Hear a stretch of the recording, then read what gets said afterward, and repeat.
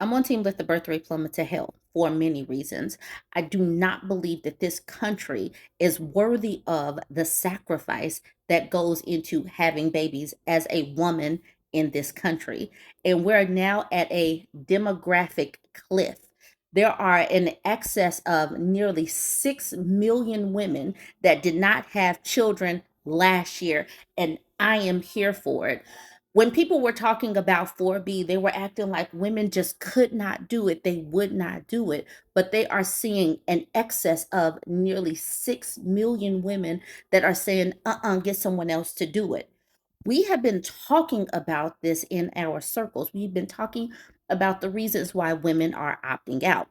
These articles are so surface. They only talk about they talk about certain things. They talk about the cost of living, they talk about the wages, they talk about the climate change, but they refuse to talk about the social situations where women are begging, pleading, cajoling, and trying to get men to shoulder their part of parenting. None of these articles tackle that. Now, let's go ahead and check this out because it is interesting and it actually gives us some numbers. New research from the University of New Hampshire paints a stark picture of shifting family structures in the United States, revealing that millions more women are without children than historical trends would predict. The analysis shows that in 2024, there were 5.7 million more childless women in their primary childbearing years than anticipated, a gap that has widened substantially in recent years. This profound change in childbearing patterns has contributed to a cumulative total of nearly 12 million fewer births over the past 17 years than would have occurred if earlier fertility rates had maintained. Women are opting out, and the numbers are showing that. They are saying, get someone else to do it because this country does not deserve the sacrifice of women, and I am here for this. The rationale for this investigation stems from a long standing question among demographers and sociologists about the lasting effects of major societal disruptions on personal life decisions, specifically the choice to have children. The period beginning with the Great Recession in 2007 initiated an era of significant economic, social, and later public health turbulence, which was intensified by the global pandemic. Initially, many experts believed that the decline in births seen during these periods was a temporary delay, and that many people who had postponed starting a family would eventually catch up once conditions improved. However, nearly 2 decades after this period of instability began, fertility rates in the United States have not rebounded to previous levels. Instead, they remain near historic lows, prompting researchers to explore whether these changes represent a temporary pause or a more permanent societal realignment regarding family and childbearing. Here is like they want to touch it. They want to touch the issue, but they won't expand on it. All right, it says this study sought to quantify the extent of this shift and understand the complex web of factors contributing to it. Listen to this part, they want to touch it. Beyond major economic and health crises, researchers acknowledge a landscape of evolving social norms and practical realities. These include expanded educational and career opportunities for women, which can alter timelines for starting a family. I mean, when they said social norms, I'm like, okay, cool. Maybe they know and understand that there are some social norms that women are changing to, but they don't expand on.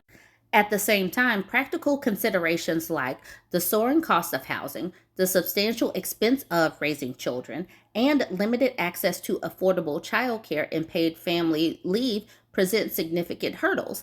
It's something that I thought about today. When women give birth to babies, we are the ones that are solely responsible for those hospital costs. The dads of those children are not, they don't have to take on all of that. I think all of the costs that go along with being a mother, it needs to be a shared cost. Why are we expected to bear the cost all of the time situation to do all of these things, and society needs these babies, yet we have to bear all of the costs. It makes no sense. These people have everything structured so stupidly. Like, why would a child free woman that's barely making it right now because everything is so expensive, why would a child free woman do this? It costs too much damn money.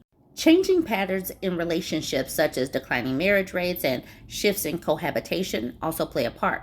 While fertility rates have always been lower among unmarried women, the research aimed to see if childlessness was also increasing among married women, suggesting a broader cultural change in attitudes about having children. To conduct the analysis, Kenneth Johnson, a professor of sociology and senior demographer at the University of New Hampshire's Carsey School of Public Policy, examined a robust set of national data. He utilized information from the U.S. Census Bureau's current population survey, analyzing data from 2006 through 2024. This survey provides a detailed snapshot of the American population. This information was supplemented with comprehensive birth and fertility data from the National Center for Health Statistics by comparing fertility patterns from before the Great Recession to the years that followed. Johnson was able to calculate the expected number of women with children versus the actual number observed, revealing the size of the growing gap. This paragraph is amazing to me. I absolutely love numbers. In 2024, the United States was home to 44.2 million women in the prime childbearing age range of 20 to 39. Of this group, 23.1 million, or 52%, had not given birth. The analysis showed that the number of childless women in this age bracket was 5.7 million higher than it would have been if the fertility patterns of 2006 had continued. So that means that almost 6 million women would have typically have had babies by now. Nearly 6 million women, extra women, had opted out. This represents a rapid acceleration of the trend, with the surplus of childless women growing from 2.1 million in 2016. So that was just like a couple of years ago. That wasn't that long ago, to 4.7 million in 2022, and now it's 5.7 million in 2024. People acted like we were going crazy when we were saying that there are women that are opting out completely, that are completely done with men. They really thought that these women would give in and have kids and date and all of that. But the numbers are saying no. The dating apps are saying no. Women are leaving these dudes alone. And we've been talking about it, but the men don't listen. The leaders of this country don't listen. And so these numbers are going to keep dropping, especially with the political climate being the way that it is right now. The study also illustrates what American families might have looked like if these trends had not occurred. Had pre-recession fertility patterns held steady, an estimated 4.4 million more women aged 20 to 39 would have had 2 or more children by 2024, and an additional 1.3 million women would have had 1 child. The cumulative effect of these individual decisions has resulted in a substantial national birth deficit. Between 2007 and 2024, there were 11.8 million fewer births in this country than expected. This occurred despite an increase in the number of potential mothers. The population of women aged 20 to 39 grew by 10% between 2006 and 2024. Yet, the proportion of this larger group who had never had a child increased by 45%. So there is a bunch more women that could have had kids, but these women are opting out. There are so many different reasons. The Great Recession, women do not have enough people don't have enough money. But for so long, it was said, if you don't have money to have a baby, don't have a baby. Plus, the demo of dudes, this collective of men right now are duds. Women are opting out for many different reasons. Nearly 12 million fewer babies were born, and there are several reasons why.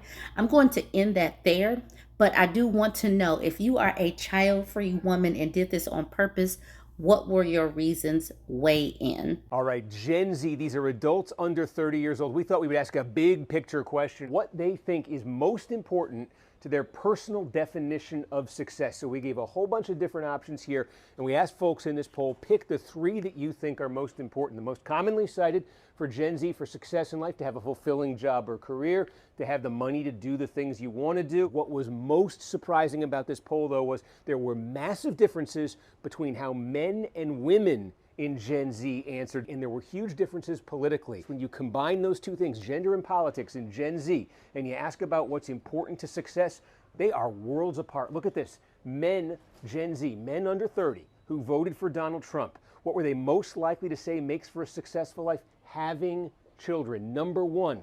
Women, Gen Z, voted for Kamala Harris. Where's having? Wow. All the way down here at the bottom. Couldn't be more opposite. Second to last for women who voted for Harris was being married. Being married, look at this, near the top of the list for men who voted for Donald Trump. Another huge difference, a very common answer for Gen Z women who voted for Harris was having emotional stability. For Gen Z men who voted for Donald Trump, you got to go all the way to the bottom to find that one. These are some core basic questions about how people think about life. And you can see here this rising generation in this country very far apart.